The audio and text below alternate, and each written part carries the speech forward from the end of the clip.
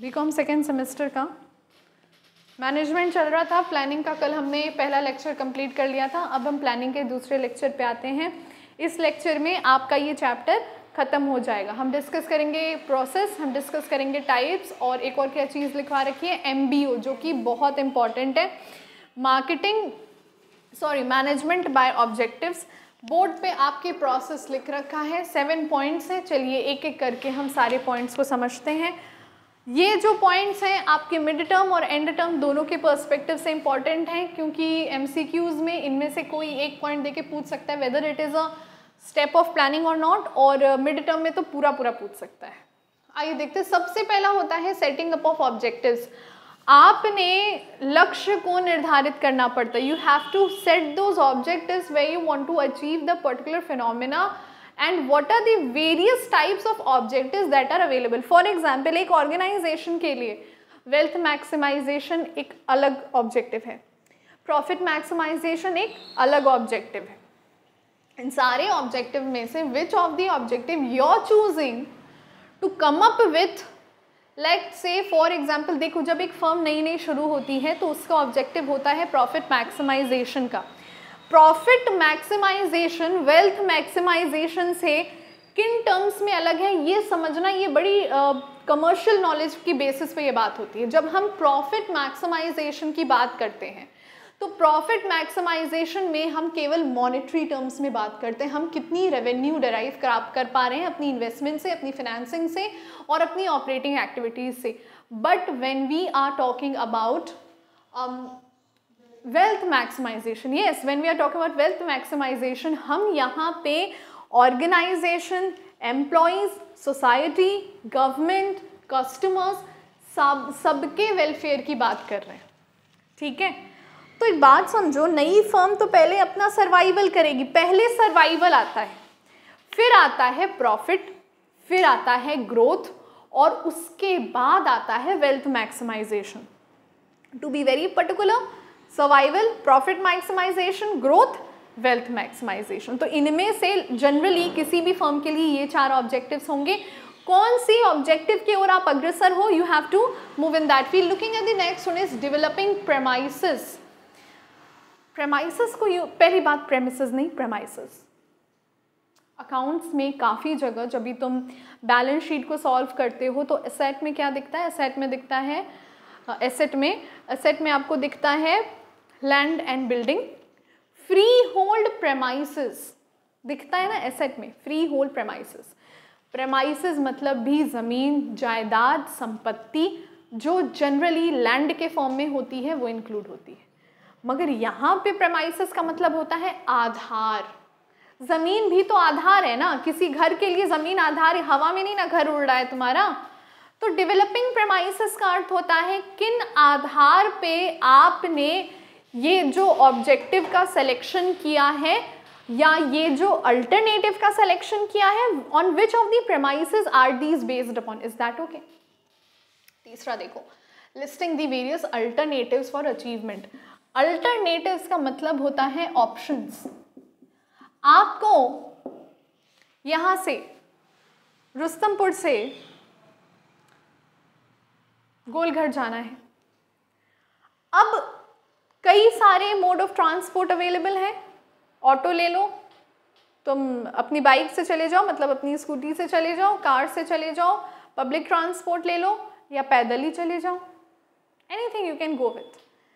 Depend यहाँ पे ये करता है कि तुम्हारे पास समय सीमा कितनी है। अगर तुम्हें किसी ने बोला है 5 मिनट में यहाँ पहुँचो तो तुम पैदल नहीं जा सकते। व्हाट यू विल मिनिमलिस्टिक, तो तुम पब्लिक ट्रांसपोर्ट में ई रिक्शा भी नहीं लोगे, तुम ऑटो लोगे, क्योंकि वो जैसे लहराते हुए अपनी ऑटो चलाते हैं ना, वही 5 मिनट में पहुँचा पाएगा। इंसान अपनी गाड़ी भी उस तरह से केयरलेसली नहीं चलाता है। तो अल्टरनेटिव मतलब आपने जो चीज़ को अचीव करना है उसके बाध्यता को देखिए, उसके लिमिटेशंस को देखिए, तब आप अल्टरनेटिव्स को सेलेक्ट कर सकते हैं। जल्दी से देखो दूसरा, इवैल्यूएशन ऑफ डिफरेंट अल्टरनेटिव्स। भैया ऑटो तो मिला, मगर ऑटो में 50 लोग थे, पूरा गांव भर के ऑटो चला रहा था।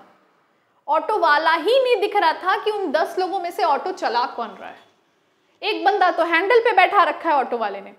होते हैं ऐसे ऑटो वाले, होते हैं भाई। आगे 4 लोग आगे 4 लोग, पीछे वाली सीट पे 5 लोग, उसके सामने वाली सीट पे 5 लोग, और जो पीछे होता है ना जहाँ पे सामान रखते हैं, स्टोर करते हैं, वहां पे 3-4 छोटे छोटे बच्चे।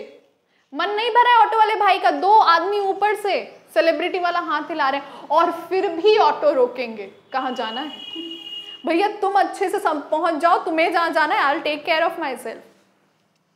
नेक्स्ट हम तो भाई बताओ, क्या ऐसे ऑटो में बैठना पसंद करोगे? अरे हम 5 मिनट का 10 मिनट कर देंगे, मगर ये ओवरलोडेड ट्रक के नाम पे चल रहे ऑटो पे नहीं बैठेंगे। दूसरा देखो, सेलेक्टिंग एन अल्टरनेटिव। तो हमने ऑप्शन चुन लिया, भाई सबसे बढ़िया ऑप्शन, एक काम करते हैं हम अपनी स्कूटी से चल जाते हैं, ठीक है। इम्प्लीमेंटेशन, हम स्कूटी से गए और हम पहुंच गए। मतलब एक प्लान को हमने सेलेक्ट किया कि ये प्लान हमारे 1 करोड़ क्या है? 1 करोड़ कुछ नहीं है। दिन भर में इंसान 1 करोड़ कमा सकता है? Do you think? बिल्कुल कमा सकता है। देखो पैसे का सीन क्या होता है ना, ऑर्गेनाइजेशन 1 करोड़ का बजट बनाए, ऑर्गेनाइजेशन 40 करोड़ का सेल्स बनाए, अगर तुम्हारा कैलिबर इधर है, if your entire calibre is over here, तुम्हें पता है कि तुम्हें चीज़ों को करवाना कैसे है, किन से करवाना है, और सबसे बड़ी बात, अगर तुम एक पॉजिटिव अप्रोच वाले इंसान हो तो ये पॉसिबल है तुम्हारे लिए कि तुम घर पे बैठे बैठे 1 करोड़ बना लो, और सही तरह से बना लो। भाई लाइफ में एम बड़ा रखना चाहिए। मैंने तो सोच रखा है यार, to be very very honest, आज से 20 years down the line I see myself earning like 40-50 crore in a week. हफ्ते में, छोटा मोटा है, खर्चा चल जाएगा मेरा। एक ऑर्गेनाइजेशन को भी अपनी लेवल को इसी तरह बढ़ाना पड़ता है। आज हम यहाँ हैं, कल हम वहां होंगे, डेफिनेटली। कोई पर्सन ये नहीं बोलेगा कि आज मैं यहाँ हूं, कल वहां जाऊंगा पाताल के नीचे। You always have this prospective of positive approach.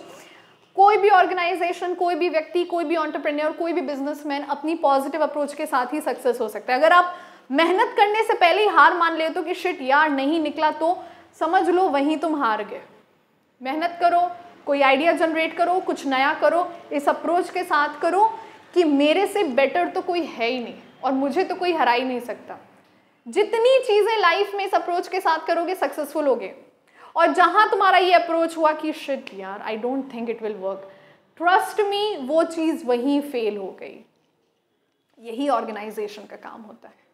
Survival profit से पहले क्यों आता है? क्योंकि जब ऑर्गेनाइजेशन सर्वाइवल मोड में आ जाता है तो वो पॉजिटिव अप्रोच का हो जाता है, ऑप्टिमिस्टिक हो जाता है कि अगर सर्वाइव कर गए तो समझो अब आगे तो निकल ही लेंगे। Is that okay?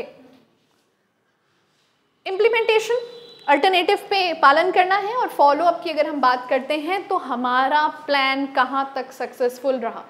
मैंने बोला कि देखो ऐसा है कि आज से 10 years down the line I see myself earning 40 crore in a month. हो सकता है मैं 40 करोड़ ना कमाऊँ, हो सकता है मैं 42 करोड़ कमाऊँ।